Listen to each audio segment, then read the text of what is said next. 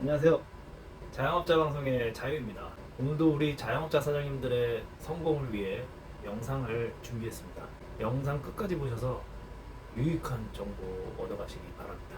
지난 영상에서 우리는 장사를 잘하기 위해 어떤 것을 해야 할지에 대해서 알아봤죠.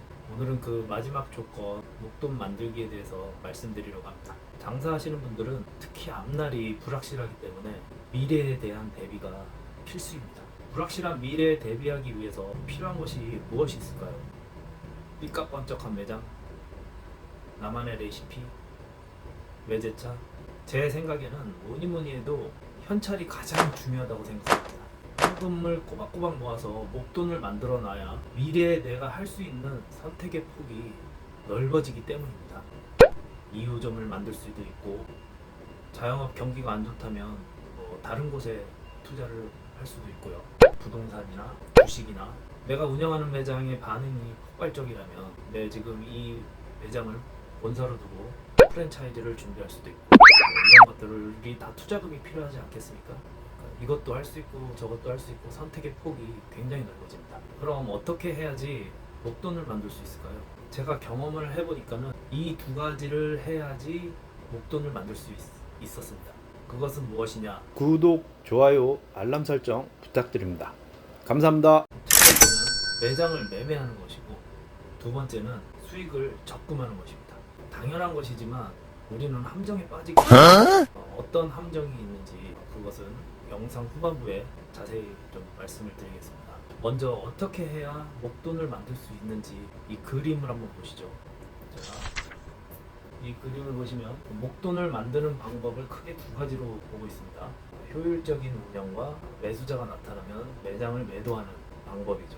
먼저 매장 매매에 대해서 말씀을 드리겠습니다. 매장을 오픈하고 장사하시는 분들은 장사가 잘 될 때 매장을 팔아야 합니다. 장사가 잘 되면 이 매출이 계속 갈 것 같지만 확률상 그렇지가 않아요. 왜 그러냐면 사람들 대부분은 새로운 것을 흥미로워하고 끌리게 되어 있는 크리에이트 커브라는 심리 기제로 움직이기 때문에 그렇습니다. 그림 한번 보세요. 크리에이트 커브드란 앨런 가넷에 져서 생각이 돈이 되는 순간이라는 책에서 소개된 것인데요. 사람들이 접하는 새로 만들어지는 유행이나 컨텐츠, 요즘 흔히 밈이라고들 하죠. 이런 것들은 종영곡선으로 진행된다는 말입니다. 처음에 나오면 흥미로워서 사람들이 접하다가 정점에 이르면 익숙해지고 지루해집니다. 결국 선호도가 떨어지게 되죠. 지나간 유행가나 개봉했던 영화, 붐을 일으킨 게임 등 한때 너무 좋아서 미칠 것 같던 것들도 결국에는 지루해집니다. 사람 심리가 그렇습니다. 익숙해지면 편안하긴 하지만 더 이상 흥미를 유발하지 못합니다. 세대가 넘어가서 다시 유행하는 경우도 있지만 대부분은 이런 패턴으로 진행되죠. 이런 크리에이트 커브드는 우리 매장의 운명과도 비슷합니다. 새로 생기는 업종은 사람들이 흥미로워하고 경험해보고 싶은 마음, 이것을 흔히 우리는 오픈빨이라고 하죠. 이 오픈빨로 사람들이 몰리게 되고 인기를 얻습니다. 하지만 시간이 지나서 익숙하게 되면 사람들의 발길도 뜸해지고 주변 매장끼리 서로 경쟁하면서 나눠먹기가 시작되죠. 그리고는 경쟁력이 약한 매장부터 문을 닫게 됩니다. 이때부터 지옥문이 열리고 고생이 시작이 돼요. 예전 오락실 비디오방 당구장이 그랬었고, 최근에 이슈가 되었던 탕후루가 아주 좋은 예가 되겠습니다. 자, 이 그림을 또 한번 보시죠. 대부분의 매장은 이런 주기를 거치게 되어 있습니다. 오픈발로 절정까지 무난히 올라갑니다. 하지만 매장 주변 사람들, 대다수 사람들이 경험을 해보고 절정에 이르는 한 2, 3년 정도 후에는 매출이 떨어지게 되어 있습니다. 그럼 우리는 어떻게 하는 게 현명하겠습니까? 그렇죠. 맞습니다. 절정이 지나가기 전에 매장을 파는 것이 맞는 전략입니다. 장사가 잘 될 때 우리는 매장의 값어치는 최고조에 이를 테니까요. 지난 20년간 많은 매장을 모아오면서 이 정점이 보통 한 2, 3년 정도에 나타난 것을 알게 되었어요. 매장에 많은 비중을 차지하는 인테리어도 2, 3년이 지나면 노후되기 시작하기 때문에 판매하기가 아주 효율적인 시기입니다. 물론 모든 매장이 다 그렇지는 않습니다. 이런 매장의 매도는 목돈을 마련하게 되고, 또 이 목돈으로 다른 것을 할 것을 선택할 수 있는 아주 유리한 위치에 서게 될 것입니다. 대부분은 이걸 모르고 장사가 잘 되면 이 매출이 계속 이어질 것 같은 착각에 빠지게 됩니다. 물론 모든 매장이 다 그렇지는 않겠지만 실제 매장을 운영하시는 사장님들은 공감들 많이 하실 거예요. 근데 이 그림에서 특이한 점이 하나 있죠. 바로 변곡점입니다. 여기서 우리는 결단을 내려야 할 시기예요. 매장의 몫이 좋고 사업성이 충분히 좋다면 그동안 이제 차곡차곡 모아온 적금으로 리모델링 같은 매장의 경쟁력을 높일 만한 것을 할 수 있습니다. 이때 제대로 변신해서 손님의 관심을 끈다면 다시 절정을 맛볼 수 있기 때문에 이 매장의 인생에서 아주 중요한 지점이 될 수 있습니다. 이 주기를 잘 생각해 보시고 엑시트할 지점을 찾아서 잘 나온다면 좋은 위치에 서게 된다는 것을 명심하시기 바랍니다. 다음은 매장 수익을 잘 모으는 방법입니다.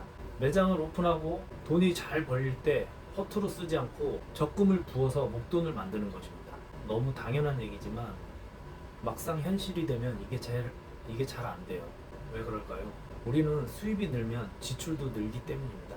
수입이 적을 때는 라면으로 끼니를 때워도 옷 살 때 옷에 옷을 사도 괜찮지만 수입이 늘고 안정되면 이 정도는 써도 되지 하면서 소비 습관을 쉽게 바꿉니다.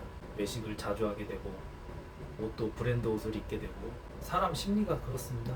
소비에 대한 몇 가지 재밌는 심리 기제가 있는데 이건 다음 영상에서 말씀드리겠습니다. 목돈 마련은 매달 최대한의 수익은 남기고 그 돈을 빼기 어려운 곳에 또는 꺼낼 수 없는 곳에 넣는 습관을 길러야 합니다. 적금이 가장 좋습니다. 하지만 보험에서 가입하는 적금은 좀 비추해요. 거기는 사업비가 먼저 빠지고 그 나머지 금액을 적금하기 때문에 무조건 손해보고 시작합니다.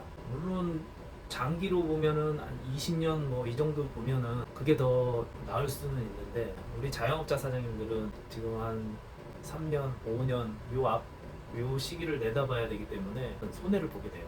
적금을 만들어서 입금만 하는 방식으로 하는 것이 좋습니다. 돈을 빼려면 통장과 신분증 뭐 이런 걸 갖고 은행에 가서 긴 대기 시간을 기다린 다음에 적금 해지 신청서와 개인정보 뭐 서류 등 서류가 엄청 많죠. 그런 거를 다 작성을 해가지고 제출을 하고 해지하기가 쉽지가 않죠. 지금은 뭐 적금 해지가 온라인으로 뭐 될 수도 있겠지만 그런 뭐 시스템은 없다고 생각하고 그냥 잊어버리세요. 그걸 넣기만 하시는 겁니다. 그래서 요즘에는 통장 이름도 직접 만들 수 있습니다.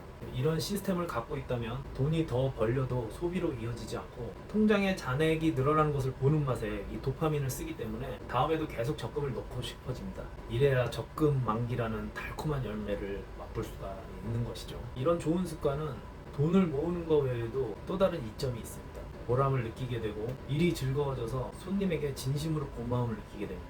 감사하기 때문에 손님을 위해 마음을 쓰게 되고 손님은 좋은 사장님이라고 기분 좋게 이용하고 그 손님은 다시 친구와 같이 오게 되겠죠. 그렇게 해서 매출이 늘면 수익이 더 발생하고 출금 불가 통장에 돈을 더 넣을 수 있게 됩니다.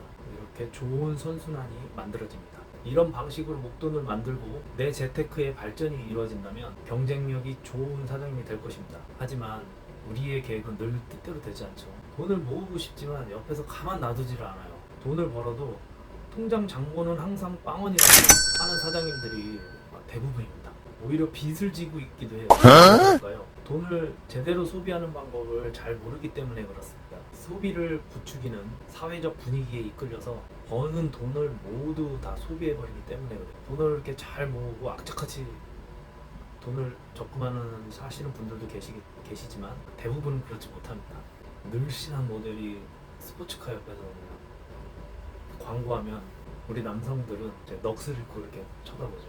잘 아는 연예인들이 온갖 미디어에 나와가지고 좋은 제품이라고 광고를 하면 꼭 사야 할 것만 같습니다. 그리고 주변에서 자꾸 돈을 빌려달라고 우리는 그 어느 때보다도 편리한 물건들이 많이 나오는 그런 시대에 살고 있습니다.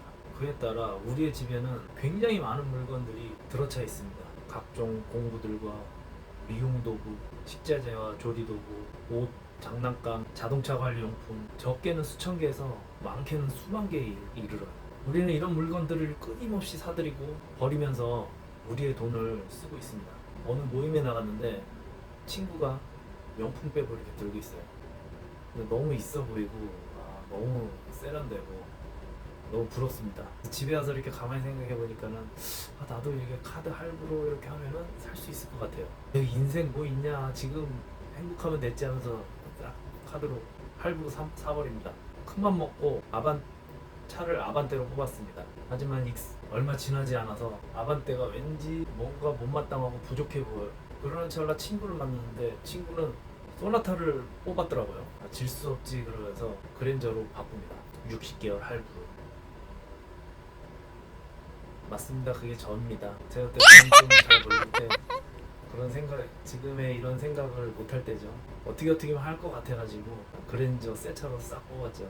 뽑고 나서 1년 정도는 굉장히 기분도 좋고 차도 그냥 아주 먼지 하나 안 질세라 맨날 닦고 막 이렇게 했었어요. 근데 지금 그걸 깨닫고 나니까 그 먼지 앉을까봐 조마조마하고 뭐 흘릴까봐 조마조마했던 그런 에너지를 쓸데없이 거기다가 낭비한 것도 후회스럽고, 한 2, 3년 지나니까는 이건 그냥 차예요. 그냥 이동 수단에 불과하더라고요. 그래서 후회를 좀 했었죠. 내가 이걸 굳이 새 차로 이걸 뽑았어야 했나 후회하게 됩니다. 돈이 많은 사람은 상관없지만 대부분은 넉넉치 않은 살림에 갑자기 수익이 늘게 되면 남에게 과시하기 위해서 소비를 하게 돼요. 이는 당연히 나에게 독이 돼서 돌아옵니다. 어떤 독이죠? 맞습니다. 카드 값이죠. 카드 할부 내느라고 노예처럼 진짜 못 빠지게 일해도 돈은 좀처럼 모이지 않습니다. 통장이 잠시 스쳐 지나가죠.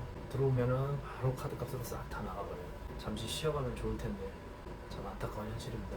우리는 노예가 되지 않기 위해서 우리의 이 소비 심리 메커니즘을 알고 함정에 빠지지 않기 위해 대비를 해야 합니다. 소비에 대한 몇 가지 재밌는 심리 기제가 있는데 이건 다음 영상에서 말씀드리겠습니다. 지금까지 자영업자 방송의 자유였습니다. 감사합니다. 화이팅!